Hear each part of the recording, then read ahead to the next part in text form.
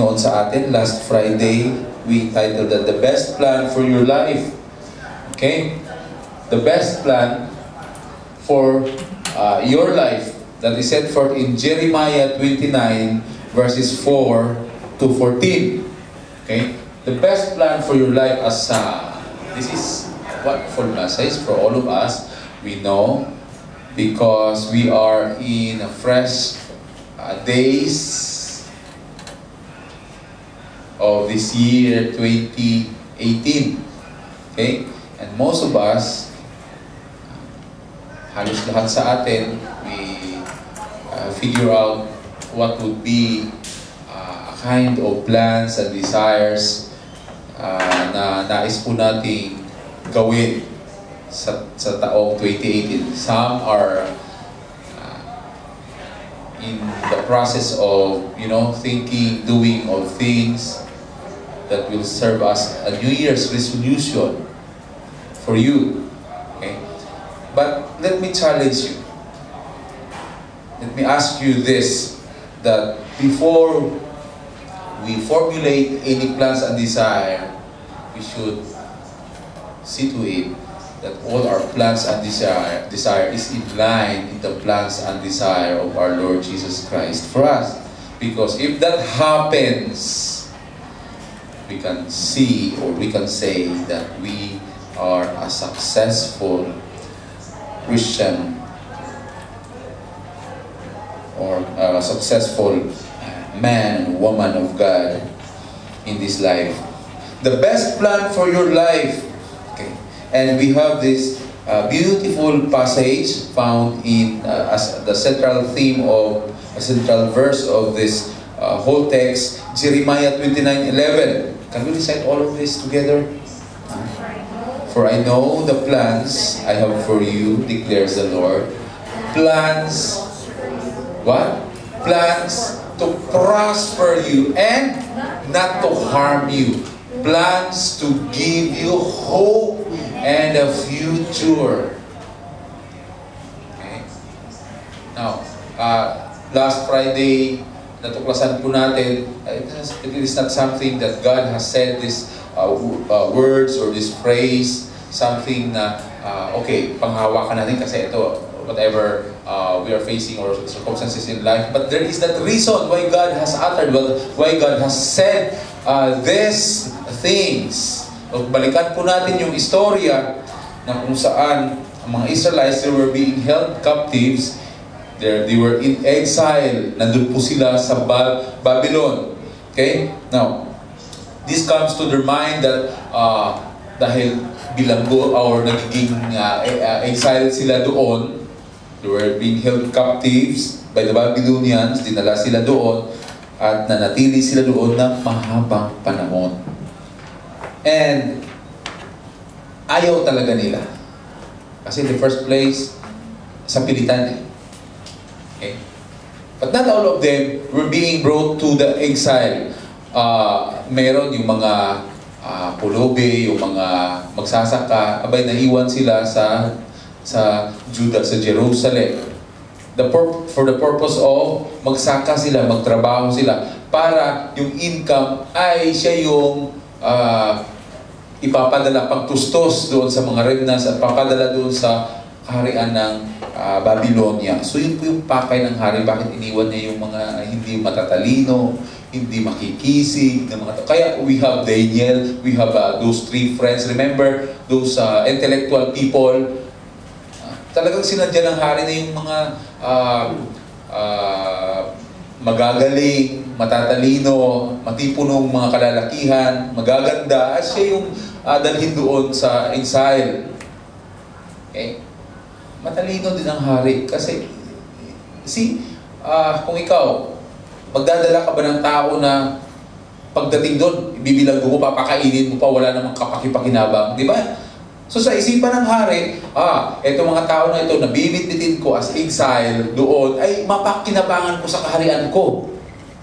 Yung mga hindi mapakinabangan, maiiwan yan dito. Okay? Kasi yung buong Jerusalem ay sinunog nila, sinira nila, wala na pong templo, all of the houses were being burned to ashes. At dito na kayo, yung mga walang pakinabang.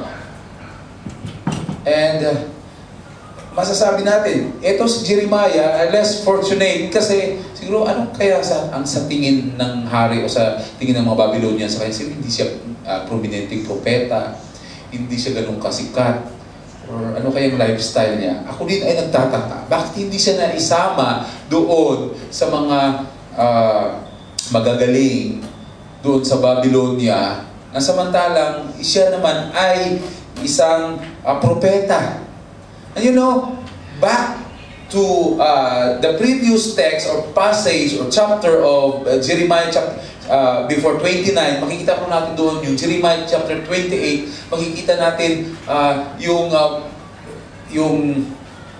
istorya kung bakit naiwan si Jeremiah, kung bakit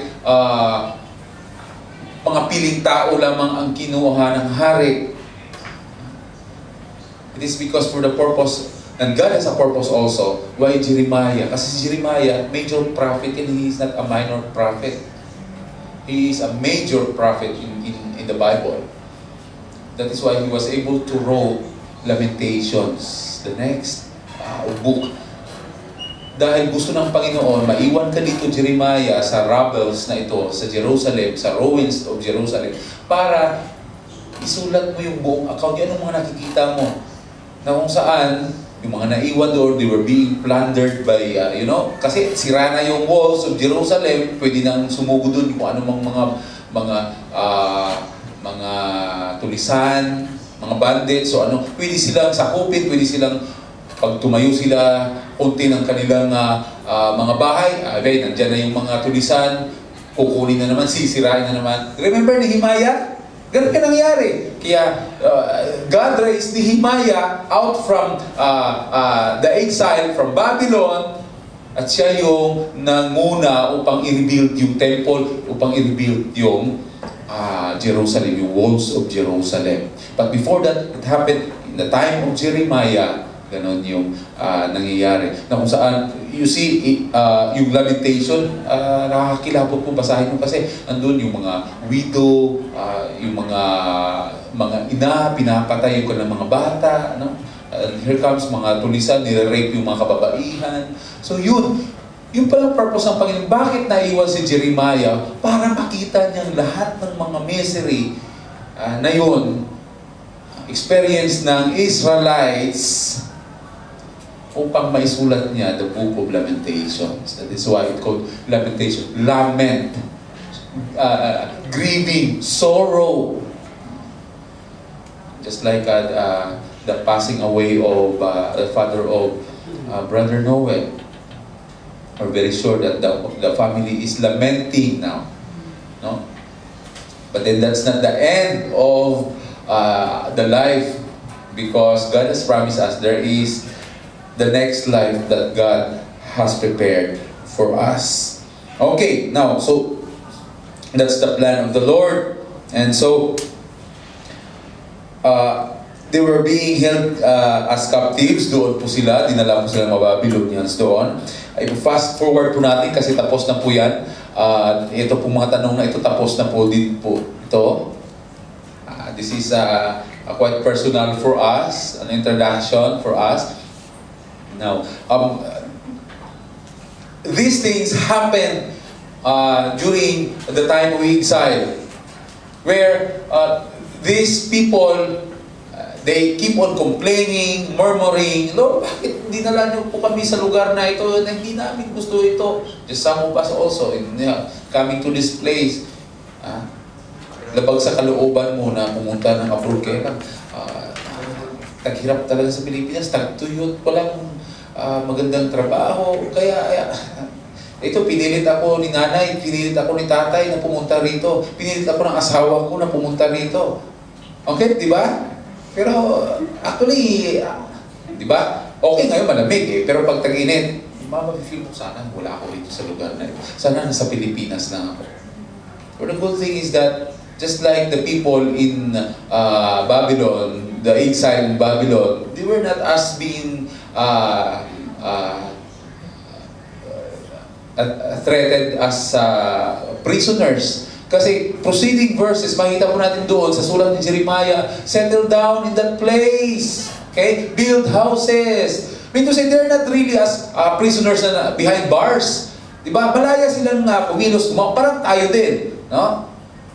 Ituring natin na parang exile tayo dito kasi pinilit ako ni mama, pinilit ako ni papa, pinilit ako ng asawa ko na pumunta rito sa abroad. Ang hirap ng buhay sa Pilipinas. Okay? Kaya nagtitiis ako dito.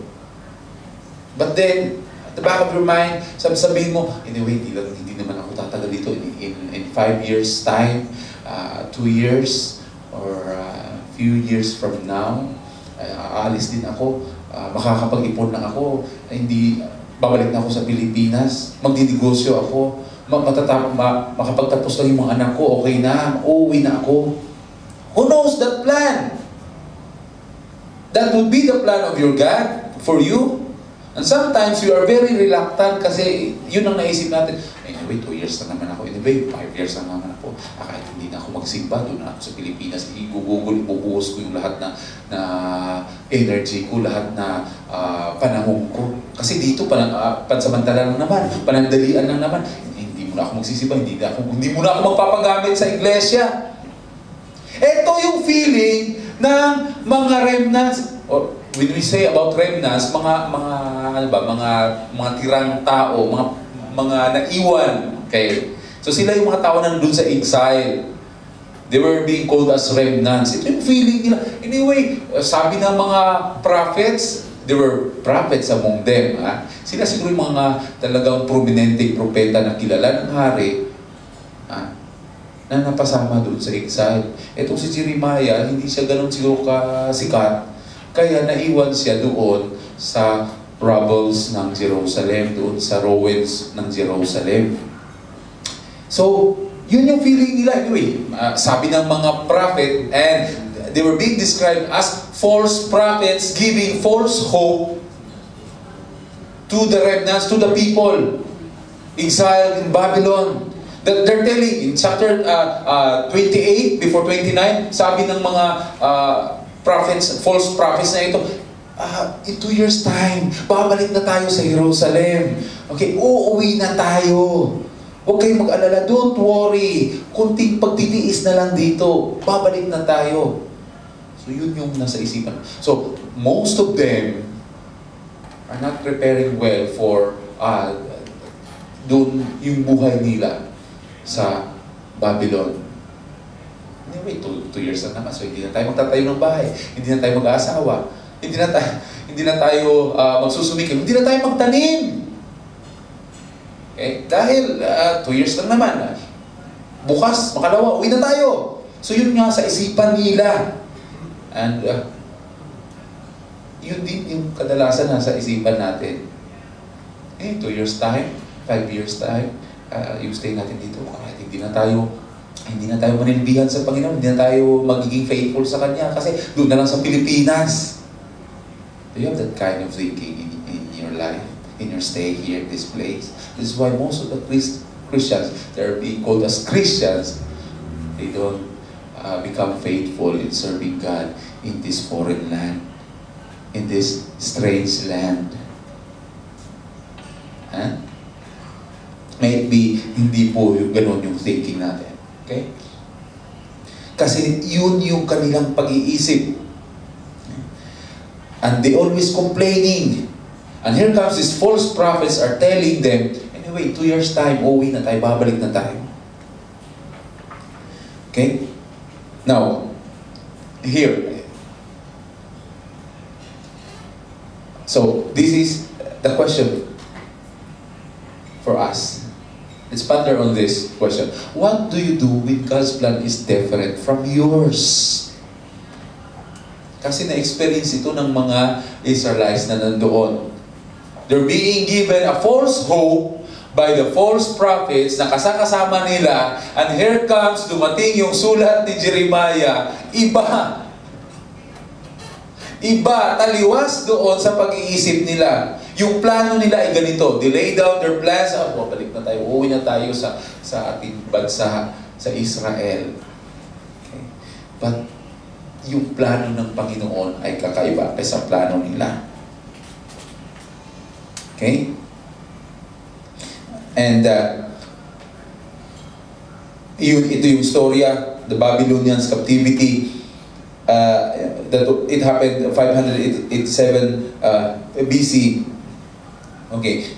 And so, makita po natin doon, yun nga, piling tao lang po ang dinala ng mga Babylonians, yung mga magagaling, yung mga matatalino. Sila lang po yung nabitbit na punta doon sa Babylonia,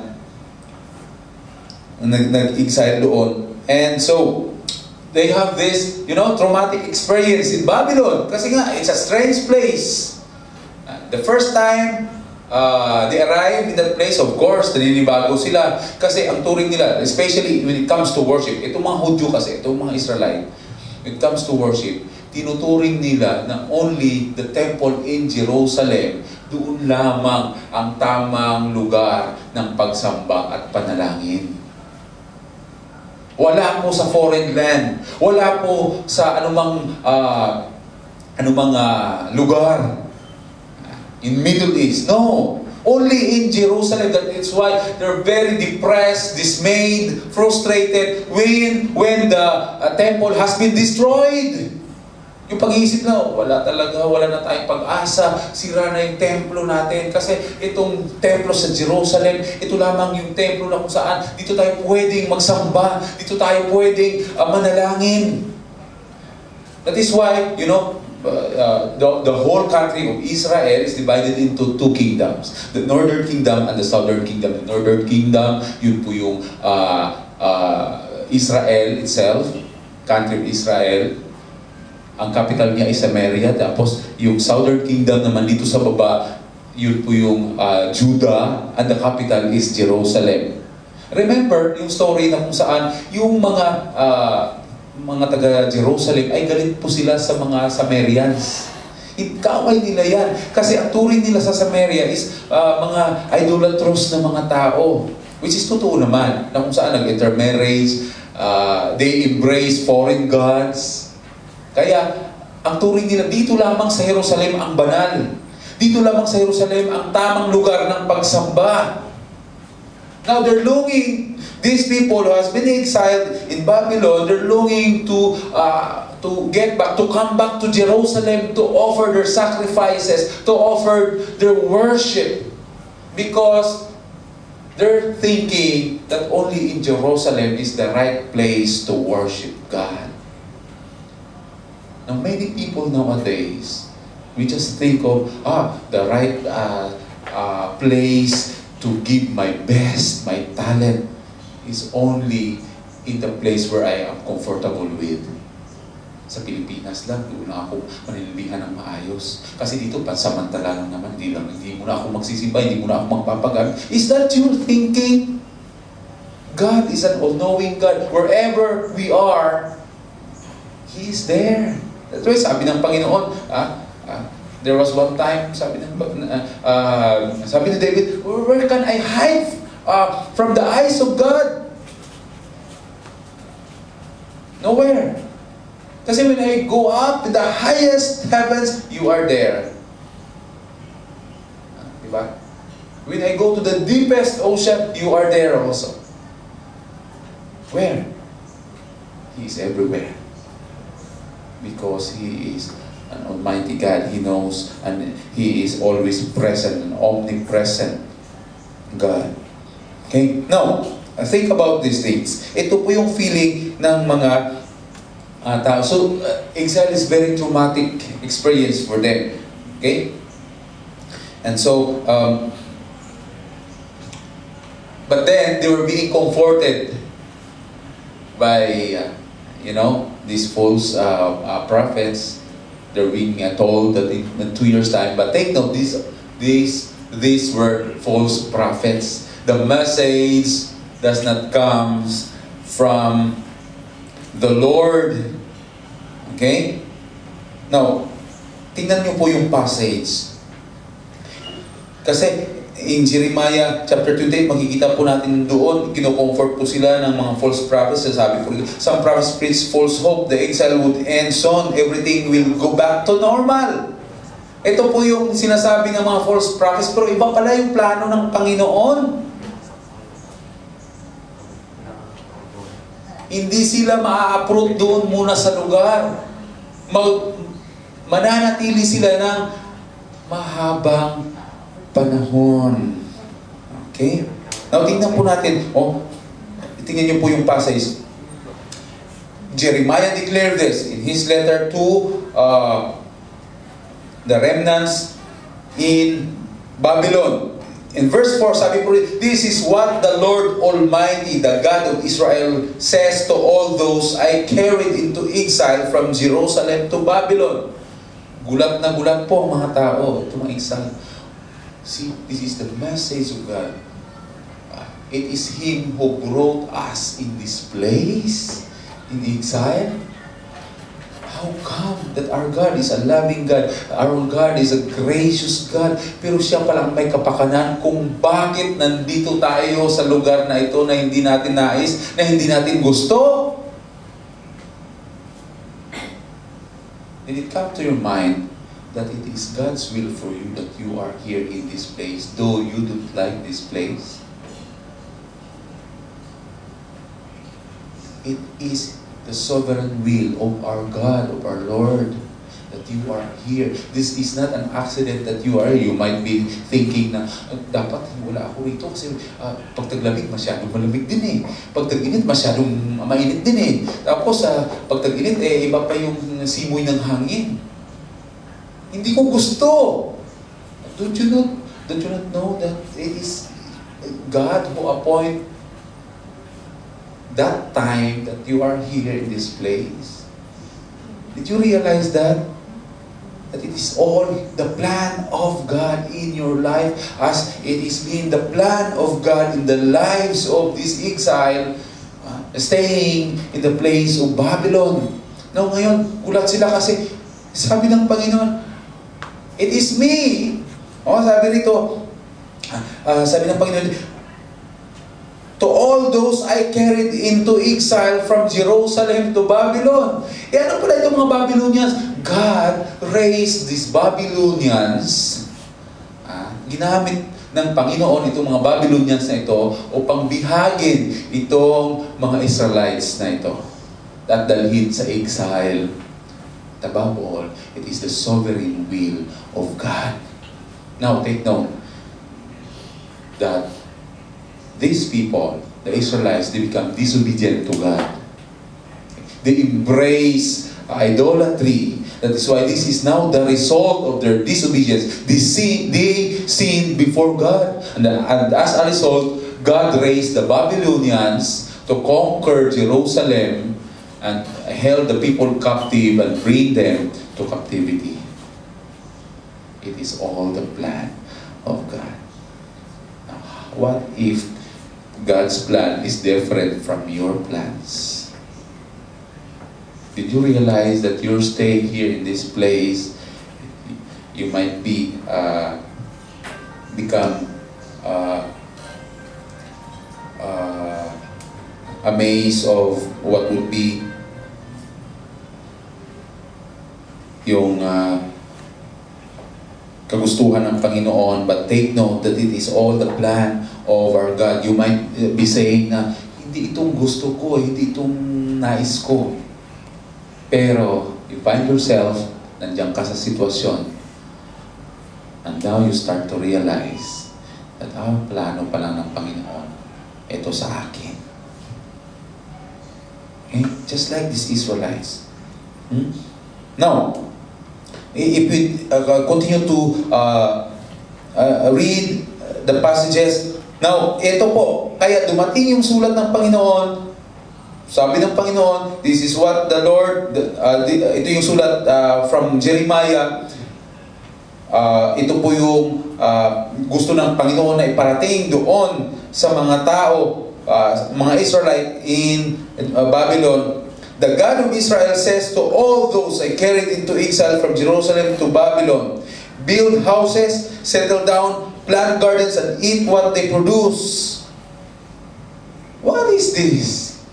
It says, these prophets are telling us that in 2 years' time, we will be going back to Jerusalem. And here comes a letter from Jeremiah. And God declares this through Jeremiah, that we will stay in this place we will, God is commanding us to settle down, to build houses. Akala natin ay 2 years time lang. Pero, hahaba pala ang ating pananatili dito. And here comes verse 6. Marry and have sons and daughters. Find wives for your sons and find your daughters in marriage, so that they too may have sons and daughters. Increase in number. There, do not decrease. What is this God is saying to us? Napapasal po yung mga tao. Ito ba ito na talagang Diyos ang nagsasabi?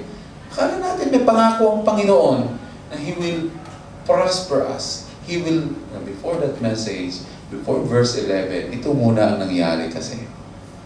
Now, kaya titignan po natin, balikan po natin yung mga preceding verses bago po tayo natin i-quote yung verse 11 ng Jeremiah 29. Then a letter came from Prophet Jeremiah. Yun po yung nangyari. Imagine the excitement of the people hearing that, oh, maybe this would be a signal, this would be a sign that makakabalik na tayo. Kasi sabi ng mga prophets, yung mga propeta na kasama natin, in 2 years time, babalik na tayo sa Jerusalem. But upon hearing that is a different plan from God.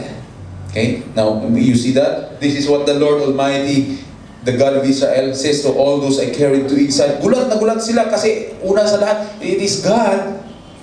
It is God, God who said, it is God's plan pala na makonquer sila, na dalhin sila doon sa exile na yon.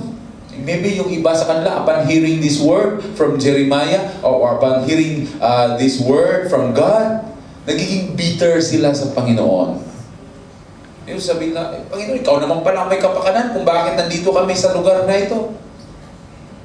Ikaw naman pala, plano mo naman pala na maghirap kami sa lugar na ito. And it comes to your mind also, Lord, is this your will na maghirap ako sa lugar na ito? Is this your will na tatagal ako sa lugar na ito? Dito sa disyerto na ito?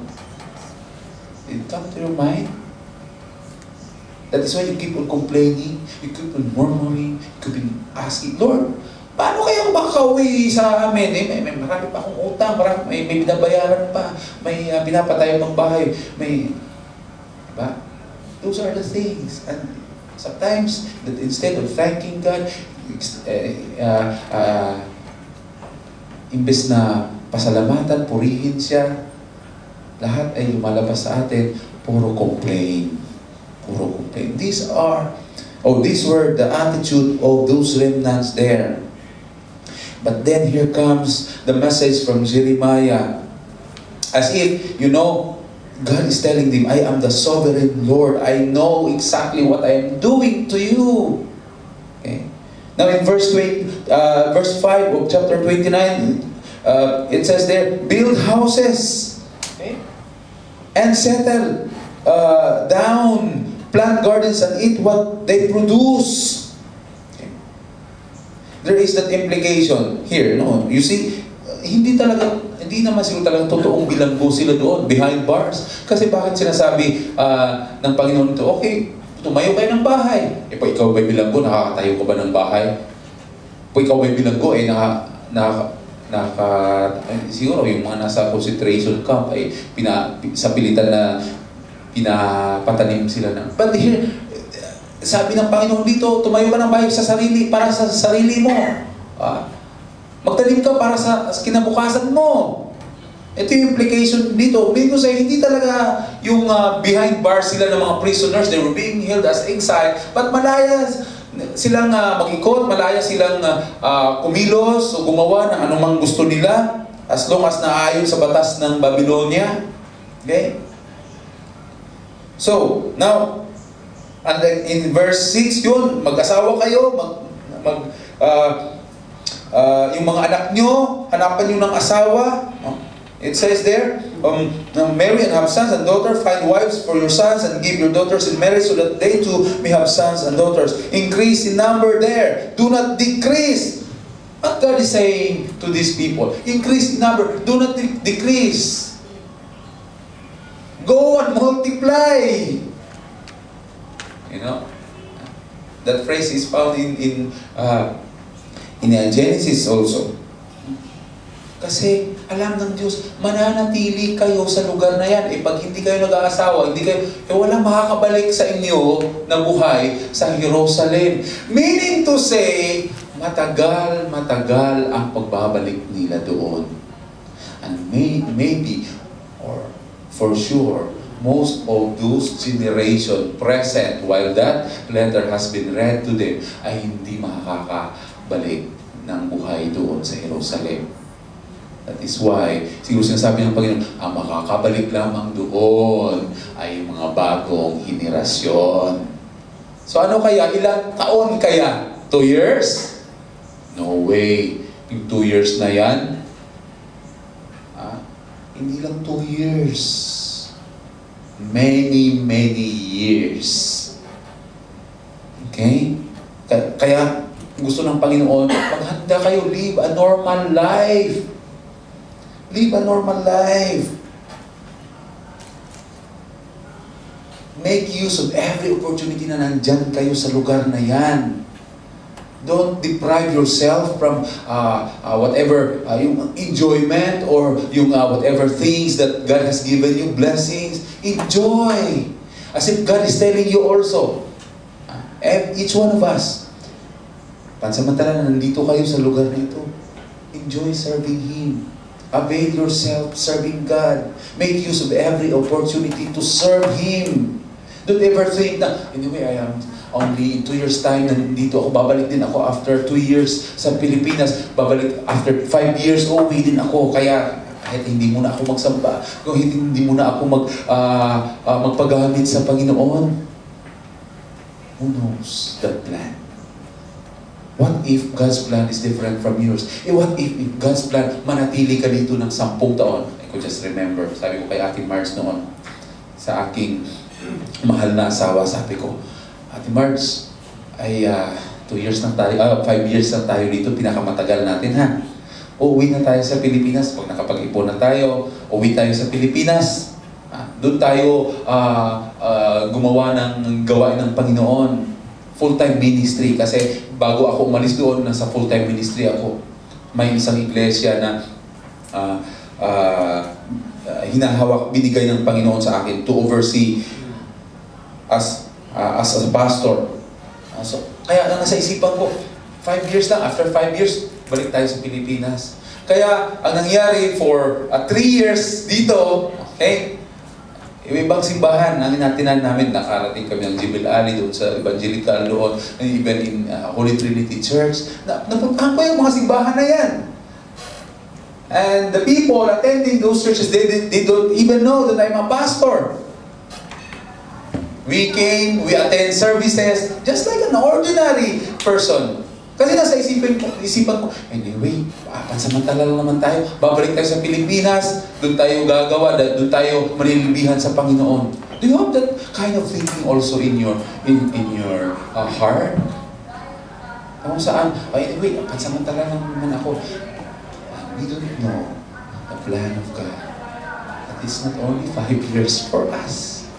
After 3 years, God has put that burden in my heart to start a ministry.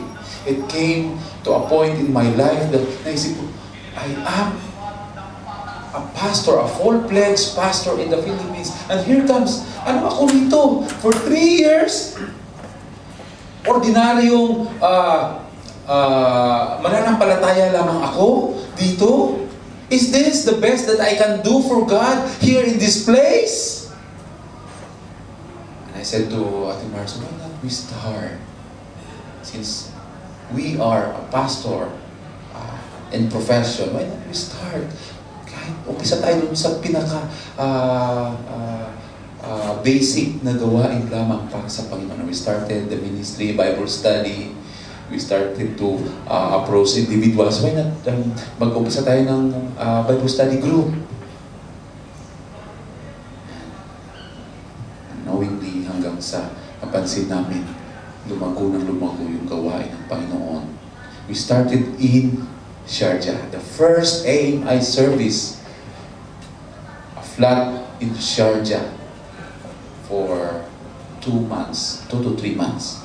And after that, we have seen a potential of the growth of the church, which most of the brethren coming to worship in Sharjah ay galing sa Dubai. Sabi ko, why not i-move natin sa Dubai? Ilipat natin sa Dubai yung ating service. Kasi madami sa atin, most of us are coming from Dubai.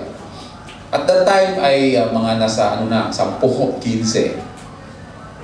And then here comes AMI. I came this far by faith. Nabuksan yung gawain sa Abu Dhabi. Nabuksan yung gawain sa Umalquay. I started with a passion, a burden in our hearts. So who knows the plan of God, which in the first place we just think of 5 years lamang tayo rito. Pero hindi pala yung kalooban ng Panginoon. Yung kalooban pala ng Panginoon ay tumagal tayo rito. At yung kalooban pala ng Panginoon sa akin ay ikaw magmi-ministeryo ka, maninilbihan ka sa akin dito sa lugar na ito. In full-time service, you will set aside those what we call this secular job, secular work. Kasi ang nais ko, ang gusto ko sa'yo, maninilbihan ka sa akin sa lugar na ito in full time as a pastor. You see, that is God's plan for my life. How about God's plan in your life? Did you figure it out? Sometimes nahihirap kasi sa atin, sa isipan natin, sa ating puso, material things. That's why we cannot do the best thing for God. Because we settle our attention, our minds on things that is for ourselves alone, and we become selfish. I challenge you this afternoon. Kasi these people in exile, ito po yung nasa isipan nila, mga kapatid. But then here comes a letter from Jeremiah. Iba pala ang plano ng Panginoon sa kanila. Manatili sila ng matagal doon sa lugar na yon. So what God is saying to them, this is the same message He's telling to us. You know, I have a different plan for you. While you don't ever think that you are in a strange land, you are in a foreign land, you cannot worship me as your God. Now, let's take a look at the proceeding verses. Now, here comes the verse 7. Now, it says here in verse 7 of chapter 29 that also seek the peace and prosperity, not only to get married in that place, find your wives, your husband, do not increase, do not decrease, but increase in number. And here comes verse 7, also seek, sabi rito, seek the peace and prosperity of that place. Okay? Seek the prosperity of the city to which I have carried you into exile. Inulit na naman ng Panginoon, ako yung nagdala sa inyo dyan. Okay? Seek peace and prosperity. They're being puzzled. Okay? Naguguluhan sila, Lord, why you are commanding us to seek peace and prosperity in this city? These people are our captors. Ito po yung mga tao na nagsira po ng bayan namin. Ito po yung mga tao na pumatay ng mga kasamahan namin. Ito po yung mga tao na sinira yung templo namin. And here comes, you want us to seek and to prosper in this, in their own place. Panginoon, parang iba yata ang nais mo sa amin is ibang-iba talaga. Okay? Ibang-iba, kapatid, ang gusto ng Panginoon sa kanila.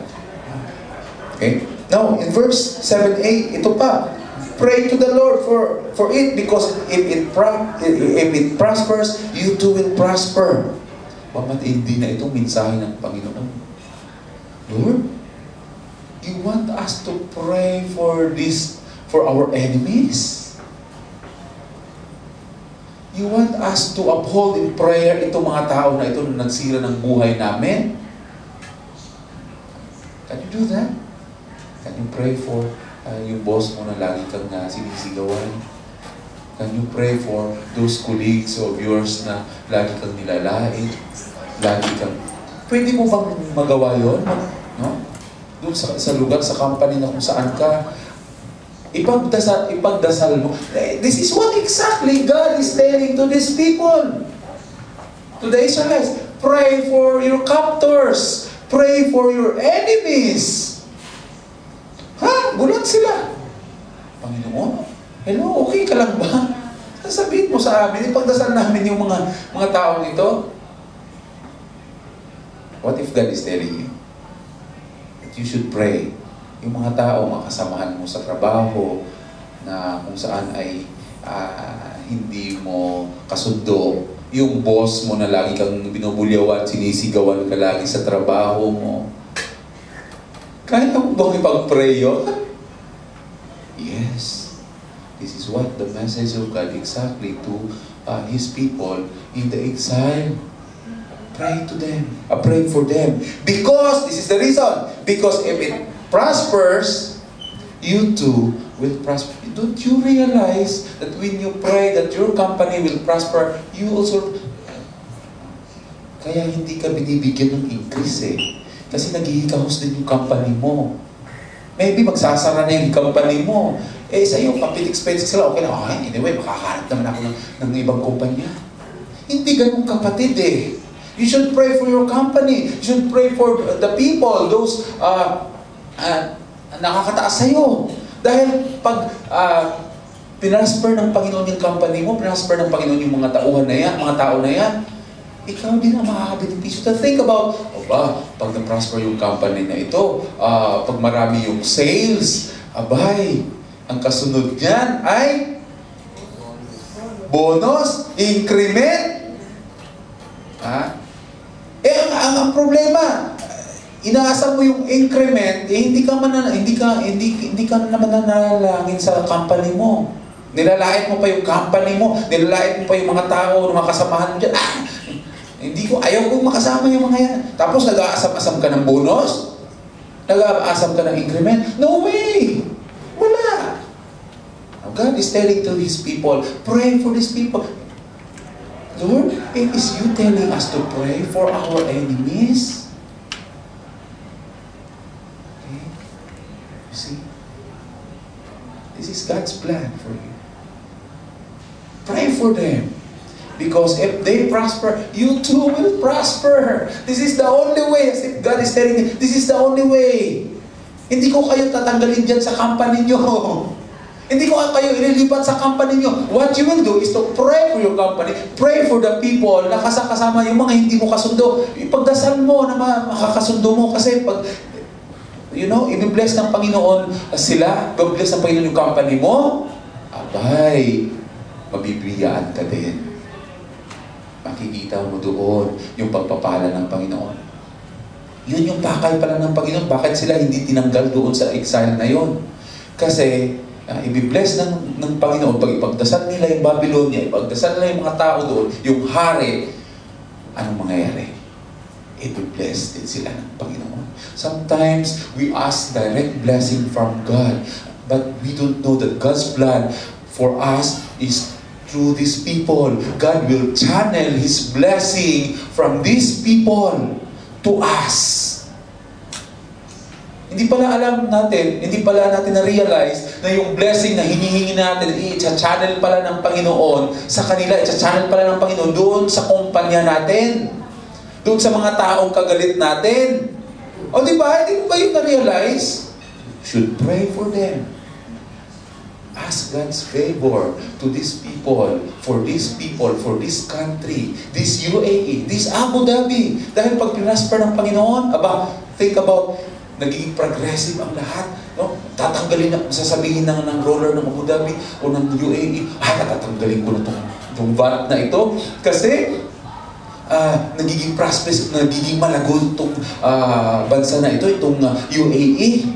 Tatanggalin ko na yung mga salik na yan. Tatanggalin ko na yung mga, anong tawag dyan? Yung mga parking pay na yan. Pahirap, di ba? Yung mga sasakyan, nahihirapan tayo sa mga parking pay na yan. Tatanggalin ko na yung mga rules na yan kasi lumalago yung ekonomiya ng UAE. Think about that. Because of our prayers. This is what exactly God is telling to the Israelites. Because you're gonna stay in that place for a long time. You see? Did you realize that that is the wonderful plan of God? Plans to prosper them, not to harm them. Plans to give them hope and a future. And that kind of plan, that kind of blessing is being channeled to the people of Babylon. Ito yung mga tao sa inyo, na sumakop sa inyo, ito rin yung mga tao na magbibigay biyaya sa inyo. Pray for them. Sometimes yung pag-iisip natin, yung plano ni Lord, ay direct, bubuhos niya sa akin yung pagpapala ni Lord. No! Gagamitin niya yung iba. Na pag sila ay pinagpala, makikita mo yung pagpapala rin ng Panginoon. You see? Very simple lang ang mensahe ng Panginoon from His message. Don't complain, don't murmur, because God has a different plan. His plan is different from yours. Don't ever think na pag ikaw ay nandyan sa problema, ang Panginoon at tinatalikuran niya ako. No, He's a different plan for you, for me, for all of us. Okay? Now here comes verse 11. Kaya sabi ng Panginoon doon sa verse 11, for I know the plans I have for you. As if sasabihin ng Panginoon, alam ko yung ginagawa ko. Huwag mo na akong questionin. Huwag ka nang mag-complain. Huwag ka nang magreklamo. Nandiyan ka ngayon sa sitwasyon na yan? Ako, may kapakanan yan. Sasabihin ng Panginoon. You're facing difficulty in life. Ako, may kapakanan yan. In-approve ko yan. Yung mga trials na yan. For your own good. And this is to prosper you, not to harm you. All you have to do is to trust me. Trust me. Nasabi ng Panginoon sa'yo ngayon. Manalig ka lang, kapatid. Hirap ka na ba? Manalig ka. Kasi alam kong ginagawa ko sa'yo. Try to look at the life of Job. Si Job, napakahirap. Siguro kung i-compare mo yung experience mo ngayon sa na kahirapan, sa experience ni Job, wala yan. Katiting dun sa na-experience ni Job. Now here comes this man. Lahat tinanggal sa kanya. Pati personal niya na katawan, yung personal niya na napuno siya ng anong tawag doon? Mga skin diseases na yung mga sores, na kung saan yung kanyang asawa in-abandonan na siya, tinalikuran na siya. Sabi pa ng kanyang asawa sa kanya, curse God and die! You know what? Never in the situation of Job na nag-complain siya. Yung regret lang ni Job doon, sabi niya, Lord, bakit pa ako pinanganak dito sa mundong ito? But he never complained. And at the end, sabi po niya, Lord, if it is you, ikaw nagbigay, ikaw ang may karapatan din na kumuha. Blessed be the name of the Lord. You see, that instead of complaining, he worshiped God. And through that ability of humbling himself and worshiping God despite of his misery, ibinalik ng Panginoon. Doble pa ang nawala sa kanya. Ay, see? Napakaganda. Napakaganda, kapatid. That instead of complaining, why don't you just trust Him? And try singing songs, worshiping Him, that despite of the problems you're facing, Lord, nakikita mo yung misery ko ngayon, nakikita mo yung problema ko, but I have this joy in my heart to serve you. I have this joy in my heart to worship you. That is what God is exactly wanting us in this life. There are two things that He wants us. Complain or comply. So, ano nangyayari doon sa mga Israelites? Alam nyo, napakaganda po yung nangyayari sa mga Israelites kasi they obeyed God, they become prosperous, that despite of they were in the foreign land, ang nangyari ay nagiging prosperous po sila at pinagpala sila ng Panginoon. Not only in those olden times, but even in this present time. I could just remember, you know what? The Christian and Missionary Alliance Churches of the Philippines, malaki po itong organization na ito, which we are affiliated. AMI is affiliated to this organization in the Philippines. You know, in Zamboanga City, ang KAMACO, or the Christian Missionary Alliance Churches of the Philippines, meron pong pag-aari during the 1980s, 70s and 80s. Meron pong a total of 180 acres of land ang KAMACO. At ito po yung isa sa mga nagiging generating income po ng organization na ito. Kasi yung land na yon, ang piece of land ay puno ng sakahan at mga nyugan. Doon po yan sa Talisayan, Zamboanga City. From Upper Calarian, going to Talisayan, sako po ng KAMACO. And you know what? Who is the owner of this? Alam niyo ba? It's a Jew. Israelite. Bago siya bumalik sa bansa niya, sa Israel, ipinamana niya sa ating organization, sa KAMACO. Siya po may-ari nun. Try to think, he is not a Filipino, he is a Jew, but he owned this piece of land. Before he went back to his country, binigay niya sa organization natin. He's just one of example of prosperous Jew. Because pangako po ng Panginoon ito, that even in Abraham, na kung saan, I will prosper those who bless you. I will bless those who bless you, and I will curse those who curse you.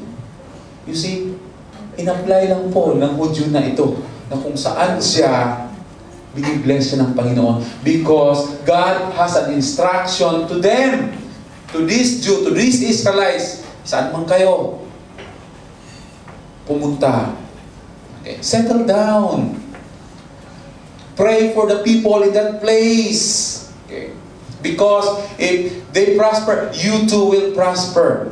How about our attitude? You know, that is why in US nowadays, sinong pinakamayaman na mga negosyante doon? Mga celebrities. Sinong mga known celebrities doon? Mga Hudyo.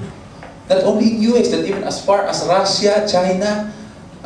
That is why takot na takot during the World War II. Takot na takot si Hitler kasi dumadami yung mga Hudyo sa Germany. Pinagpapatay niya 6 million Jews were being slaughtered in Germany.